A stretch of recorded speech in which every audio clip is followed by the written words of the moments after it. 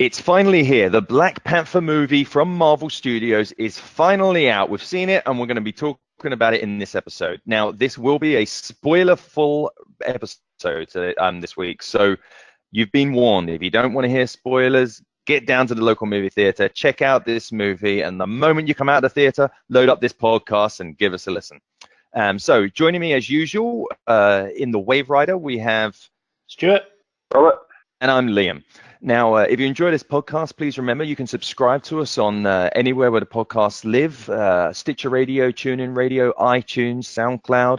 We're on YouTube as well, and we're across social media. So please follow us on Twitter, Facebook, Instagram, and reach out to us. It'd be nice to hear from you, hear what you think.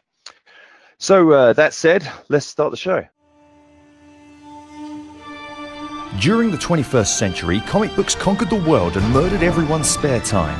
I have assembled an elite team to hunt comic book stuff down throughout media and to cover their rise to power. Unfortunately, my plan is opposed by general life obligations, meaning instead of daily, we can do this weekly, thanks to something we have sworn our allegiance to: time management. In the future, we ourselves may not be heroes, but if we succeed, we will be remembered as the legends of podcasting. After the death of his father, T'Challa returns home to the African nation of Wakanda to take his rightful place as king. When a powerful enemy suddenly reappears, T'Challa's mettle as king and as Black Panther gets tested when he's drawn into a conflict that puts the fate of Wakanda and the entire world at risk. Faced with treachery and danger, the young king must rally his allies and release the full power of Black Panther to defeat his foes and secure the safety of his people. So, Black Panther's out. You guys have seen it. I haven't seen it yet. But tell me, Rob, your initial reaction. What are your thoughts on the Black Panther movie? it's going to be controversial, but to coin a phrase from the Young Justice cartoon series, I'm whelmed, to be honest. Without diving straight into spoilers, the Marvel formula is really showing in the movies they're making these days. Obviously, the cast is great. We saw Chadwick Boseman playing T'Challa in Civil War, and everyone fell in love with him straight away because he's spot on with that character, and he's a great actor. The rest of the cast supporting him in this is also great performances all round. The film looks absolutely beautiful, being set in mostly in Wakanda, in the African nation. But the plot itself leaves something to be desired, I think, and overall it's very formulaic in what it does and where it gets to by the end of the film. It's not really trying to advance the Marvel Cinematic Universe in any particular way. It's just telling another story in another superhero's life. Interesting. Yeah. So, Stuart, what were your thoughts coming out of it? I'd agree with Rob on the most part. I think it's a good movie. It's a solid movie. It's definitely the origin of Black Panther coming from Civil War, because all you see in sort of Civil War is him on a revenge mission to avenge his father by killing Bucky, and by the end of the film, you sort of half see him realize that's not what you should do. And it's sort of because it wasn't actually Bucky that did it in the first place. But yeah, I think as I'll just iterate what Rob said. It's a very good looking film. Like the way they've done Wakanda, which is obviously a made up city, which is meant to be far more advanced in technology than we are, or the world is. That is great, and it's all very good. All the costumes, sort of the mixture of sort of African sort of like tribal stuff to the future stuff is all really cool. The actors are great. I think Michael B. Jordan. I mean, no one should remember him without a Fantastic Four film, because that was crap. I mean, you love him in Creed and everything. That's all I'm ever going to remember him for. Is like, I hate you for that film. But I'll say I love him in Creed. I love him in all these other stuff. And I think he in this is he's actually a good Marvel bad guy, which you don't get very often. I think I can count Loki. I thought the Vulture in Spider-Man Homecoming was a good bad guy, and I think this guy is a good bad guy. That's about it. The only ones I can really think of. You've got Claw as well, who was in Avengers 2.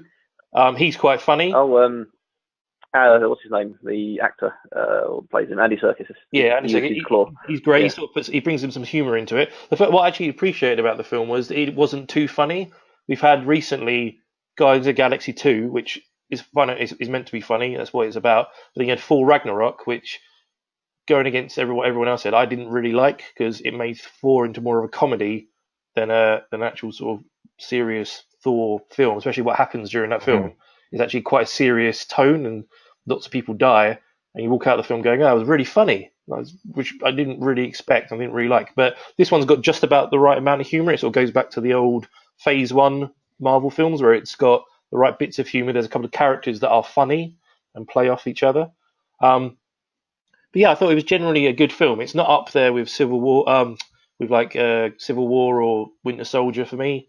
But it's a good story. There's some bits in it that maybe I need to see it again that didn't quite make sense to me. I don't want to still jump into spoilers now, but Michael B. Jordan shows up at the beginning of the film for like one scene and then disappears for about 45 minutes and then comes in again, which I thought was a big mistake.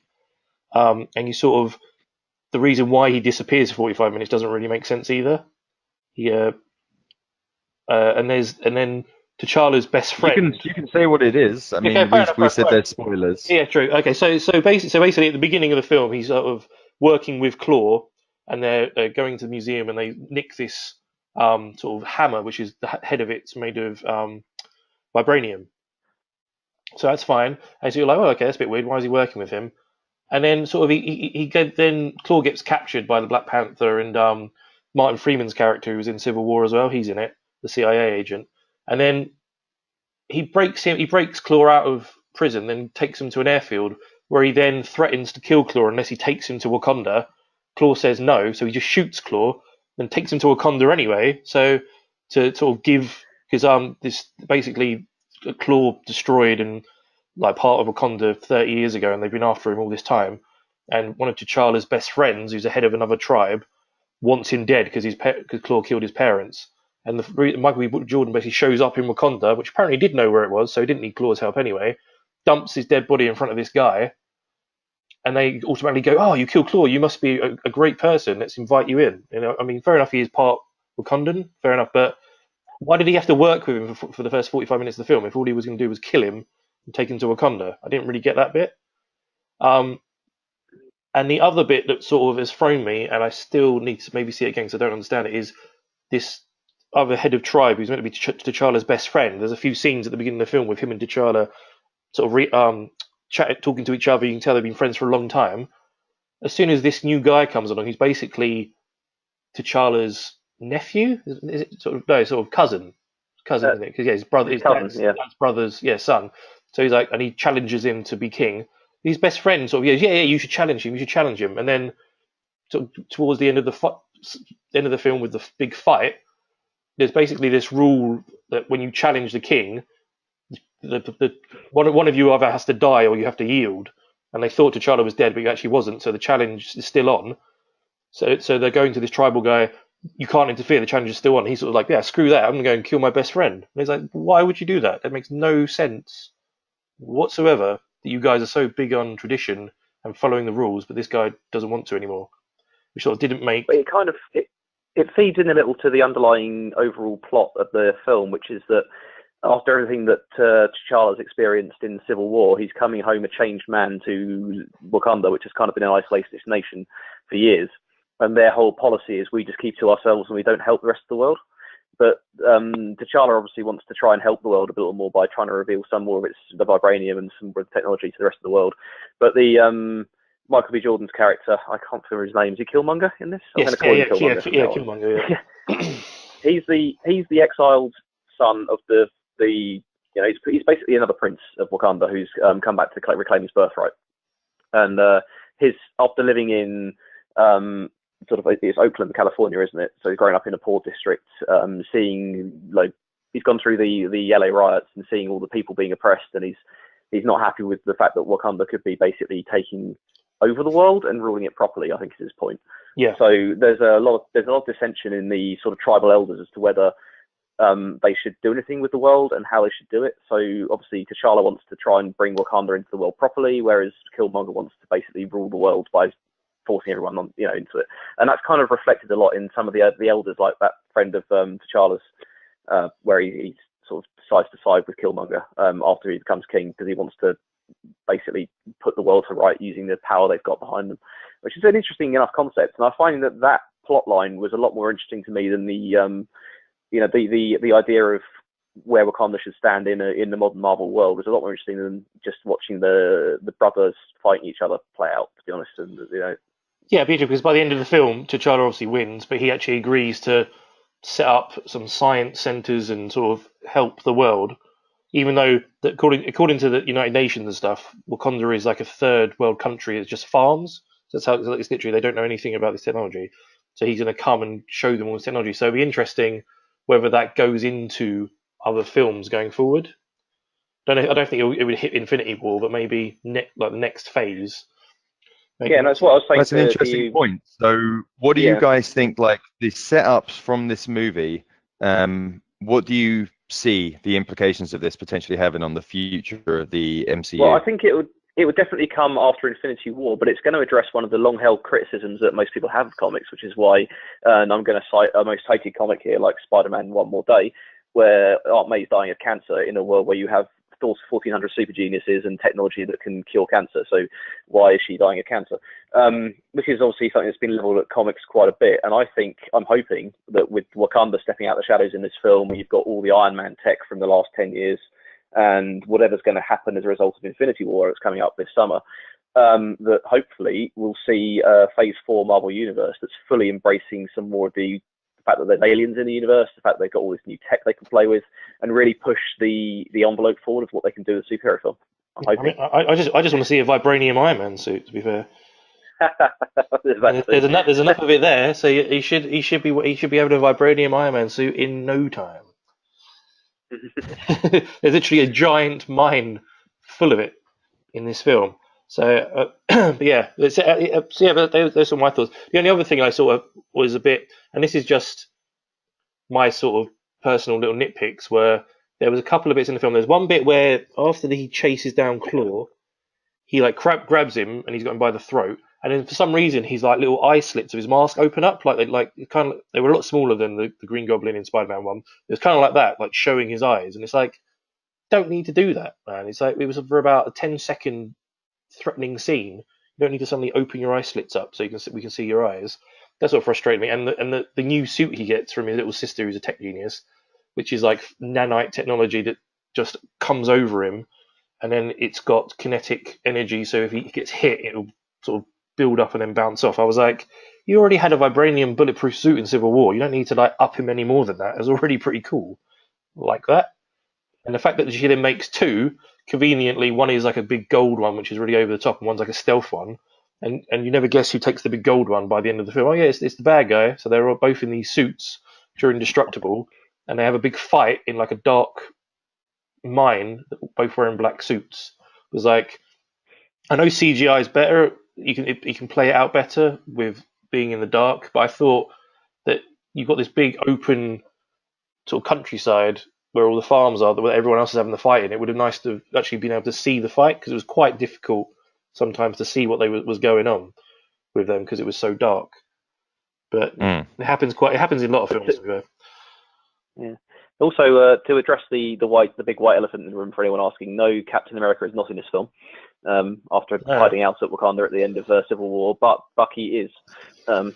We get a end of a film cameo showing him recuperating from obviously having been recovered, and having his Hydra mind washing taken out of him. Yeah, there is also quite a good. There's quite a good line early on in the film as well, when Everett Ross, Martin Freeman's character, gets shot and he's brought to Wakanda to recover, and T'Challa's sister, who's the tech genius, sort of looks at him and smiles and says, "Oh, you brought me another broken white boy to fix." I thought it was quite amusing. Yeah, that was good. There's a lot of funny bits, and the sort of the fifth tribe that hasn't joined them, which is sort of like they're like sort of apes, like an ape head like base. They all wear sort of ape. Yeah, just to explain quickly, Liam. At the start of the film, you're given a brief overview of how Wakanda came to be, and it was basically formed by 5 tribes finding the meteorite vibranium. And after deciding who should be the king, one of the tribes sort of defected and went to go live in the mountains, but they're still part of Wakanda.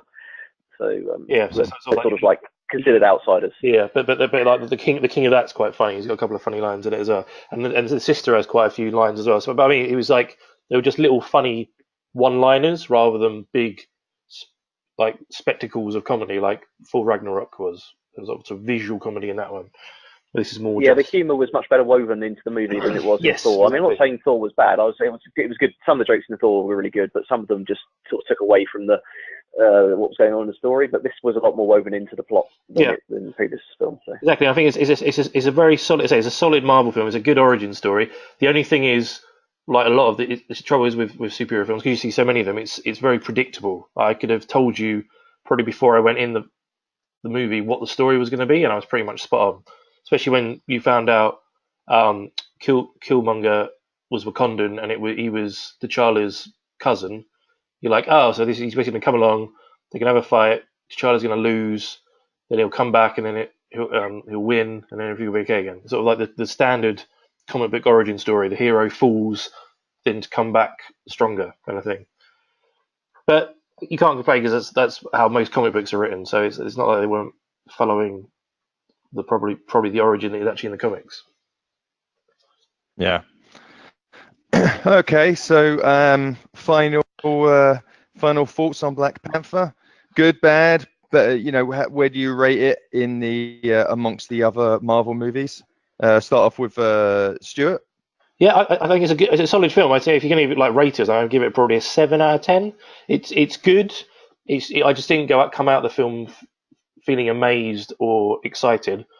But I'll buy it on Blu-ray and I'll be watching it again when it comes out. But I probably won't go and see it in the cinema again.